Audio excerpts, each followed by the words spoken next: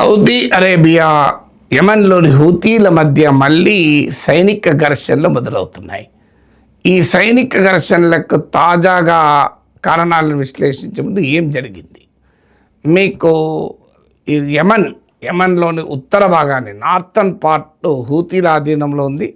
Southern part ఏమో Saudi Arabia మద్దతుతో ఉన్న ప్రెసిడెన్షియల్ లీడర్షిప్ కౌన్సిల్ చేతిలో అధికారం ఉంది. ఈ యెమెన్లోని హూతీ కంట్రోల్ నార్థన్ పార్ట్లో ఉన్న దాని రాజధాని అయిన సనా ఇంటర్నేషనల్ ఎయిర్పోర్ట్ పైన సౌదీ అరేబియా అటాక్ చేసింది. దానికి ప్రతీకారంగా రిటాలియేషన్గా యెమెన్ సౌదీ అరేబియా సరిహద్దులో ఉన్న మౌంటనస్ రీజన్, అక్కడ ఆ సదరన్ పార్ట్లో ఉన్నటువంటి పర్వత శ్రేణులతో కూడుకున్న రాష్ట్రంలోని అబా ఇంటర్నేషనల్ ఎయిర్పోర్ట్ పైన యెమెన్లోని హూతీలు దాడి చేశారు. ఇప్పటికైతే ఈ 2 దాడులు జరిగాయి. ఇది ఇంకా తీవ్ర రూపం దాల్స్తుందా అన్న ఆందోళన కలుగుతుంది. ఎందుకంటే సౌదీ అరేబియా యెమెన్లోని హూతీల మధ్య ఘర్షణ ఇవాళది కాదు, చాలా రోజులుగా ఉంది. ఇది entire West Asia regional war డైనమిక్స్ను కూడా ప్రభావితం చేయగలిగే అంశం. ఎందుకు ఈ దాడి జరిగింది అంటే అయతుల్లా అలీ ఖమేనీ అంత్యక్రియలకు హూతీ డెలిగేషన్ ఇరాన్ వెళ్ళింది. వాస్తవంగా ఇరాన్ ఐఆర్జీసీ కంట్రోల్లో ఉందని భావించే విమానము యెమెన్లో వచ్చి హూతీలను తీసుకెళ్ళటానికి వచ్చింది. అప్పుడే సౌదీ ఎయిర్క్రాఫ్ట్లు వెంబడించాయని గ్లోబల్ మీడియాలో వార్తలు. ఆ విమానం దిగకుండా, కానీ ఎనీహౌ ఆ ఇరాన్ విమానం దిగింది, హూతీ డెలిగేషన్ను తీసుకెళ్ళింది కూడా. మళ్ళీ రిటర్న్ హూతీ డెలిగేషన్ ఖమేనీ అంత్యక్రియలకు హాజరై రిటర్న్ వస్తుంటే సనా ఇంటర్నేషనల్ ఎయిర్పోర్ట్లో ల్యాండ్ కాకుండా సౌదీ అరేబియా దాడులతో అడ్డుకుంది. అఫ్కోర్స్ వాళ్ళు తర్వాత హూతీ కంట్రోల్లో ఉన్న మరో విమానాశ్రయంలో దిగారు. కానీ ఇది లేటెస్ట్గా అంటే ఇరాన్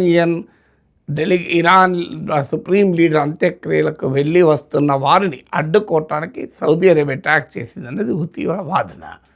సో ఇది మరింత తీవ్ర రూపం దాలుస్తుందా అన్న ఆందోళన కలుగుతుంది. ఎందుకంటే 2000 యెమెన్లో సివిల్ వార్ చాలా కాలంగా జరుగుతూ వచ్చింది. 2014లో మీకు నార్థన్ యెమెన్లో హూతీలు పవర్లోకి వచ్చారు. సదరన్ యెమెన్లో Saudi Arabia backed presidential leadership council అధికారంలోకి వచ్చింది. సౌదీ అరేబియా ఆలోచన ఏంటంటే యునైట్ చేసి యూనిఫైడ్ యెమెన్లో తన అనుకూల ప్రభుత్వం ఉండాలన్నది సౌదీ అరేబియా వ్యూహం. కానీ సమస్య ఎక్కడ వస్తుందంటే యెమెన్లో ఉన్నటువంటి నార్థన్ యెమెన్లో ఉన్న హూతీలు ఇరాన్కు అనుకూలము, ఇక సదరన్ యెమెన్లో ఉన్న ప్రభుత్వం సౌదీ అరేబియాకు అనుకూలం. ఆ ప్రెసిడెన్షియల్ లీడర్షిప్ కౌన్సిల్ ప్రభుత్వం ఇంటర్నేషనల్లీ రికగ్నైజ్ గవర్నమెంట్ అది. కానీ దానికి వ్యతిరేకంగా యునైటెడ్ అరబ్ ఎమిరేట్స్ యుఏఈ మద్దతుతో సదరన్ ట్రాన్సిషన్ కౌన్సిల్ అనే వేర్పాటువాదులు పోరాడుతున్నారు. వాళ్ళు సౌత్ యెమెన్ ఒక ఇండిపెండెంట్ కంట్రీగా ఉంచాలన్నది వాళ్ళ డిమాండ్. ఇది సౌదీ అరేబియా అంగీకరించదు. ఎందుకంటే యెమెన్ యూనిఫైడ్గా ఉండాలి అని సౌదీ అరేబియా కోరుకుంటుంది. ఇక నార్థన్ యెమెన్లో హూతీలు పవర్లోకి వచ్చాక వారికి వ్యతిరేకంగా 2015 నుంచి సివిల్ వార్ అంతర్యుద్ధం మొదలైంది. ఆ అంతర్యుద్ధంలో హూతీలకు వ్యతిరేకంగా పోరాడుతున్న రిబెల్స్కు సౌదీ అరేబియా అండదండలు ఇచ్చింది. అది సౌదీకి హూతీలకు మధ్య ఘర్షణకు కారణం. ఇక సౌదీకి ఇరాన్కు మధ్య ఘర్షణ ఉంది. మీకు హూతీలు ఇరాన్ మద్దతుదారులు కూడా కావడం ఒక డైమెన్షన్. అయితే చైనా మధ్యవర్తిత్వంతో సౌదీ ఇరాన్ల మధ్య నార్మలైజేషన్ డీల్ కుదిరింది. 2022లో యెమెన్లోని హూతీలకు సౌదీకి మధ్య కూడా యునైటెడ్ నేషన్స్ ఆధ్వర్యంలో పీస్ అగ్రిమెంట్ కుదిరింది. అప్పటి నుంచి సౌదీకి హూతీలకు మధ్య దాడులు లేవు. ప్రతి దాడు మీకు 2022లో మీకు గుర్తుండే ఉంటుంది. సౌదీ ఆయిల్ కంపెనీ, ప్రధానమైన ఆయిల్ కంపెనీ సౌదీ అరామ్కో పైన హూతీలు అటాక్ చేస్తే 50% సౌదీ అరేబియన్ ఆయిల్ ప్రొడక్షన్ దెబ్బతిన్నది. ఆ తర్వాతే సౌదీ అరేబియా యునైటెడ్ నేషన్స్ సహకారంతో హూతీలతో పీస్ చేసుకుంది. అంటే ఒక రకంగా సౌదీ అరేబియా 2030 నాటికి ఎకనామిక్ ట్రాన్స్ఫర్మేషన్ కోరుకుంటోంది.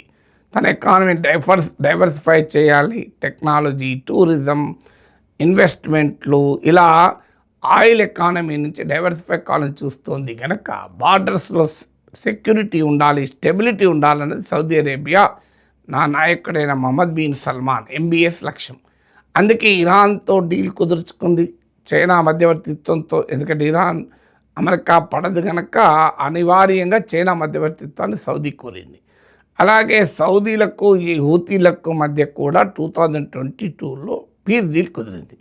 ఇలా ఉన్న సమయంలో ఇప్పుడు ఈ తాజా దాడులు మళ్ళీ ఆందోళన మొదలయ్యాయి. అంటే ఇదే ఎక్స్టెండ్ అయితే సౌదీ అరేబియా హూతీల మధ్య ఘర్షణ తీవ్ర రూపం దాలిస్తే పెద్ద ఛాలెంజ్ అవుతుంది. ఎందుకంటే సౌదీ అరేబియా ఈ ఆయిల్ ఇన్ఫ్రాస్ట్రక్చర్ పైన ఈ వెస్ట్ ఏషియా వార్లో భాగంగా ఇరాన్ అడపాదడపా దాడులు కూడా చేసింది. కానీ సౌదీ అరేబియా ఎక్స్పోర్ట్ చేసుకోగలిగింది. ఎలా చేసుకోగలిగిందంటే ఈ రెడ్ సీ ద్వారా తన ఈస్ట్ నుంచి వెస్ట్కు ఆయిల్ పైప్ లైన్లు వేసి మీకు రెడ్ సీ ద్వారా ఆయిల్ పైప్ లైన్ల ద్వారా తీసుకొచ్చిన ఆయిల్ను మీకు రెడ్ సీ ద్వారా ఎక్స్పోర్ట్ చేసింది. అంటే స్ట్రెయిట్ ఆఫ్ హార్మూజ్కు సంబంధం లేకుండా చేసింది. కానీ ఇప్పుడు హూతీలతో దాడులు జరిగితే హూతీలు ఊరుకోరు. ఆ రెడ్ సీ హూతీలకు కంట్రోల్ ఉంటాయి. ఎలాగైతే strait of Hormuz Iran attack చేయగలదో రెడ్ సీ పైన హూతీలు అటాక్ చేయగలరు. గతంలో ఇజ్రాయిల్ హమస్ పైన దాడి చేసినప్పుడు కూడా హూతీలు గాజాలో హమస్కు మద్దతుగా రెడ్ సీని టార్గెట్ చేశారు. అందువల్ల ఒకవేళ సౌదీకి యమన్లోని హూతీలకు ఘర్షణలు పెరిగితే ఏం జరుగుతుంది అంటే అటు ఇరాన్తో ఉన్న ఘర్షణ వల్ల స్ట్రెయిట్ ఆఫ్ హార్మూజ్ ద్వారా ఎనర్జీ ఎక్స్పోర్ట్ చేయలేదు సౌదీ. ఇటు హూతీలతో ఉన్న ఘర్షణ వల్ల రెడ్ సీ ద్వారా కూడా చేయలేదు. ఇది గ్లోబల్ ఆయిల్ సప్లైస్ను ప్రమాదంలో పడతాయి. ఎందుకంటే ఒపేక్ దేశాల్లో ఆయిల్ ప్రొడ్యూసింగ్ అండ్ ఎక్స్పోర్టింగ్ కంట్రీస్లో సౌదీ అరేబియా ఇది లీడర్. సో అందువల్ల ఈ సౌదీ హూతీల కాన్ఫ్లిక్ట్ గ్లోబల్ ఇంప్లికేషన్ కూడా ఉంటుంది. దాంతోపాటు ఇప్పటి వరకు మీకు ఈ గల్ఫ్ వార్లో ఇటీవల లేటెస్ట్ February 28 మొదలైన వార్లో హూతీలు పెద్ద ఎత్తున చేరలేదు. మీరు గమనిస్తే సో అడపాదడపా చేరుతామని హెచ్చరించారు కానీ చేరలేదు. హిజ్బుల్లా అన్నా చేరింది. కానీ ఇప్పుడు సౌదీ అరేబియాకు ఇరాన్కు మధ్య టెన్షన్స్ అలాగే ఉన్నాయి. ఇప్పుడు సౌదీకి హూతీకి కూడా టెన్షన్స్ పెరిగితే వెస్ట్ ఏషియా వార్ కంప్లీట్ ఒక రీజనల్ వార్గా మారే ప్రమాదం ఉంటుంది. ఇప్పుడు హూతీల వాదన ఏంటంటే మాపై జరిగిన దాడుల వెనకాల ట్రంప్ ఉన్నాడని కూడా ఆరోపిస్తున్నారు.